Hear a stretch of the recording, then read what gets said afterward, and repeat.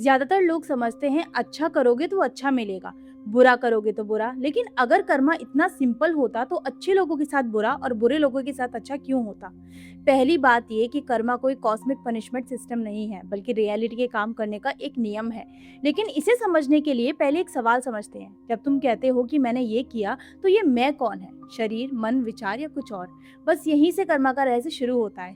क्योंकि कर्मा सिर्फ एक्शन नहीं है, कर्मा के पीछे छुपा हुआ इंटेंशन, अटैचमेंट और आइडेंटिफिकेशन भी उतना ही इम्पोर्टेंट है। यानी तुम क्या कर रहे हो उससे भी ज्यादा महत्वपूर्ण ये है कि तुम खुद को क्या समझकर कर रहे हो।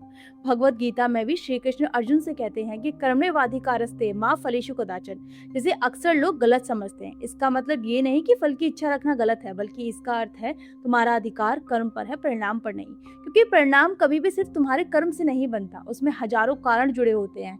जैसे तुम बीज बो सकते हो, लेकिन बारिश, मिट्टी, मौसम और समय तुम्हारे नियंत्रण में नहीं है। यही पहला लेसन है कि तुम्हारा कंट्रोल कर्म पर हो सकता है, लेकिन उसके रिजल्ट पर नहीं। उपनिषद और गीता कहते हैं कि हर कर्म एक छाप छोड़ता है, एक संस्कार, एक टेंडेंसी और एक पैटर्न।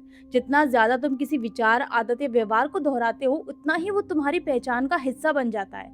यही कर्मा का साइकोलॉजिकल डायमेंशन है। कर्मा सिर्फ बाहर की दुनिया को नहीं बदलता, वो तुम्हें भी बदलता है। हर कर्म तुम्हारे कैरेक्टर को शेप देता है। इसलिए वेदांता में कर्मा को सिर्फ एक्शन नहीं, बल्कि कंडीशनिंग माना गया है। कर्म करो, लेकिन खुद को कर्म का कर्ता मत समझो, क्योंकि दुख का कारण कर्म नहीं है, दुख का कारण है मैं ही सब कुछ कर रहा हूँ की भावना, जिसे अहंकार कहा गया है। जब तक तुम खुद को शरीर और मन मानोगे, हर सफलता तुम्हें ऊपर उठाएगी और हर असफलता तुम्हें तोड़ेगी। लेकिन जब तुम साक्षी भाव में जीना शुरू करते हो, तो कर्म होते रहते हैं, लेकिन भीतर बंधन नहीं बनता। यही कर्म योग है, यही निष्काम कर्म है, और यही कारण है कि वेदांता में मुक्ति का अर्थ दुनिया को छोड़ना नहीं, बल्कि दुनिया में रहते हुए भी उसे बंधे बिना जीना है। कर्मा तुम्हें रिवार्ड या पनिशमेंट देने के लिए नहीं बना, कर्मा तुम्हें तुम्हारा ही दर्पण दिखाने के लिए है।